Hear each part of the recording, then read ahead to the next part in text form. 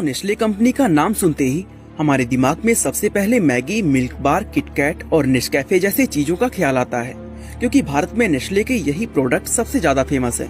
हम सभी नेस्ले को दुनिया की बेस्ट फूड कंपनी के रूप में जानते हैं, लेकिन आपको जानकर काफी हैरानी होगी कि आज साफ सुथरी नजर आने वाली इस कंपनी का इतिहास असल में काफी खराब और विवादों से भरा हुआ था। दरअसल नेस्ले ने सिर्फ अपने प्रॉफिट के लिए कई बार लोगों की सेहत के साथ ऐसा खिलवाड़ किया है जिसे जानकर आपके भी होश उड़ जाएंगे। और आज की इस वीडियो में हम नेस्ले के इसी काले इतिहास को जानने वाले हैं। तो चलिए अब इस वीडियो को शुरू करते हैं। दोस्तों नेस्ले कंपनी का इतिहास साल 1866 में एंग्लो स्विस कंडेंस्ड मिल्क नाम की एक कंपनी की स्थापना के साथ शुरू होता है, जो कि दो अमेरिकन ब्रदर्स चार्ल्स और जॉर्ज पेज ने मिलकर शुरू किया था। फिर बाद में ये कंपनी सन 1905 के दौरान हेनरी नेस्ले नाम की फॉरेन लैक्टी हेनरी नेस्ले कंपनी के साथ जुड़ गई और इन दोनों कंपनीज के जुड़ने पर जो नई कंपनी बनी उसी को नेस्ले का नाम दिया गया।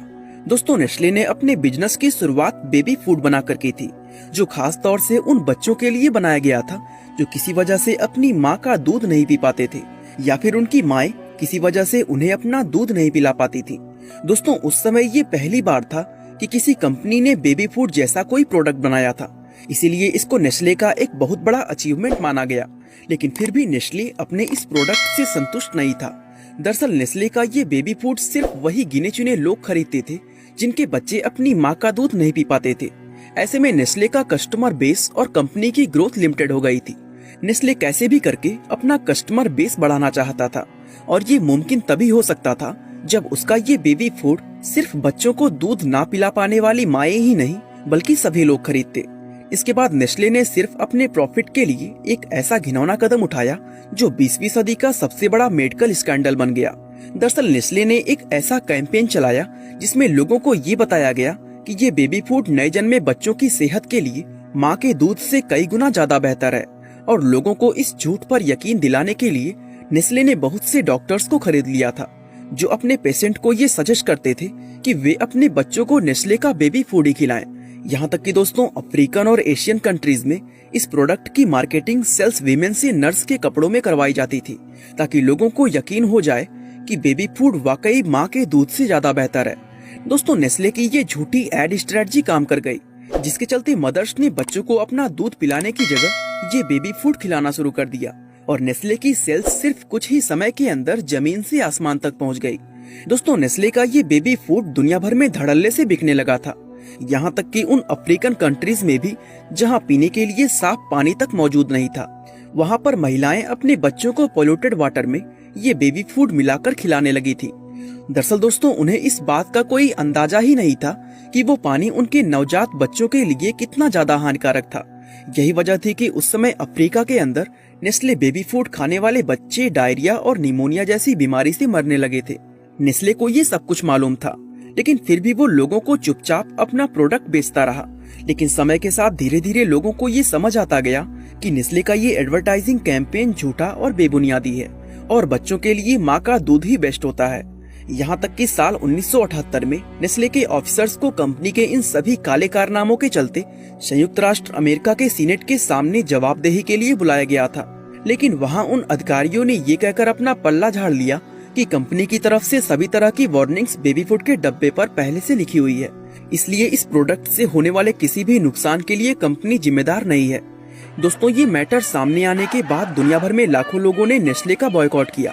साथ ही साल 1981 में WHO ने एक नया नियम बनाया, जिसके तहत अब कोई भी कंपनी अपने किसी भी प्रोडक्ट को माँ के दूध से कंपेयर नहीं कर सकती है। लेकिन इस सब के बावजूद भी नेस्ले किसी न किसी तरीके से अलग अलग देशों में लोगों को बेवकूफ बनाकर अपना ये प्रोडक्ट लगातार बेचता रहा। यहाँ तक कि रिपोर्ट्स की अगर माने तो नेस्ले आज भी डॉक्टर्स को पैसे देता है, जिसके बदले में वो डॉक्टर्स नेस्ले को प्रमोट करते हैं। वैसे अगर आप सोच रहे हैं कि नेस्ले ने सिर्फ यही एक स्कैंडल किया तो आप पूरी तरह गलत हैं, क्योंकि इस बेबी फूड वाले कारनामे के अलावा नेस्ले ने और भी कई विवादित काम किए हैं। तो चलिए जानते हैं नेस्ले के एक और काले कारनामे के बारे में। दोस्तों हम सभी जानते हैं कि पानी इंसान की सबसे बड़ी जरूरतों में से एक है और दुनिया भर में मैक्सिमम जगहों पर पानी मुफ्त में उपलब्ध हो जाता है। लेकिन इसी मुफ्त के पानी को अगर बोतल में भरकर बेचा जाए तो इसकी कीमत कई हजार गुना तक बढ़ जाएगी। अब नेस्ले जैसी बड़ी कंपनी भला इतनी अच्छी बिजनेस अपॉर्चुनिटी को कैसे छोड़ सकती है? उन्होंने इस बिजनेस में भी हाथ आजमाया, लेकिन बेबी फूड वाले कैंपेन की तरह यहाँ भी नेस्ले ने झूठ का सहारा लिया। दरअसल नेस्ले ने पानी का एडवर्टाइजिंग कैंपेन इस तरह से चलाया जिससे लोगों को लगा कि ये कोई नॉर्मल पानी नहीं बल्कि पहाड़ों से निकलने वाले शुद्ध झरनों के पानी है, और उस नॉर्मल पानी को अच्छी खासी कीमत पर बेचना शुरू कर दिया। दोस्तों, साल 2013 में कुछ रिपोर्ट्स के अंदर ये चौंकाने वाली बात सामने आई कि नेस्ले ने पाकिस्तान के कई गाँवों से अपने वाटर बिजनेस के लिए इतनी अधिक मात्रा में पानी निकाला कि उन गाँव में रहने वाले लोगों के पास पीने तक के लिए साफ पानी नहीं बचा, और इसी के चलते उन लोगों को गंदा पानी पीकर अपना गुजारा करना पड़ा, जिससे वे लोग तरह तरह की बीमारियों से पीड़ित हो गए। इस खबर के बाहर आने के बाद फिर से दुनिया में नेस्ले की काफी आलोचना हुई। दोस्तों, अब आप सोच रहे होंगे कि नेस्ले का कारनामा केवल यहीं तक होगा, लेकिन हम नेस्ले के एक और कारनामे के बारे में जानते हैं जिसका कनेक्शन नेस्ले के चॉकलेट इंडस्ट्री से है। दरअसल दोस्तों, चॉकलेट एक ऐसी इंडस्ट्री है जिसके लिए नेस्ले सबसे ज्यादा फेमस है। इनके प्रोडक्ट्स में किटकैट, बार वन और मिल्की बार जैसी मशहूर चॉकलेट शामिल हैं। दोस्तों, चॉकलेट कोको बीन्स या कहें कोको नाम के पौधों के बीजों से बनाई जाती है, जो कि अच्छे खासे महंगे होते हैं, और साथ ही इन्हें अफ्रीका से लाने में भी काफी खर्चा हो जाता है। इसलिए इस खर्चे को कम करने के लिए नेस्ले ने एक ऐसा रास्ता अपनाया जिसके लिए उसे पूरी दुनिया में बदनामी का सामना करना पड़ा।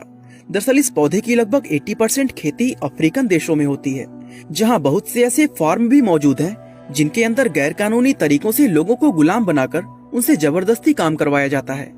इसे चाइल्ड लेबर और फोर्स्ड लेबर कहते हैं, और चूंकि इस तरह के फॉर्म्स में कोको बीन्स काफी कम कीमत में मिल जाते हैं, इसलिए नेस्ले अपना पैसा बचाने के लिए कई सालों तक इसी तरह के फॉर्म से कोको खरीदता रहा।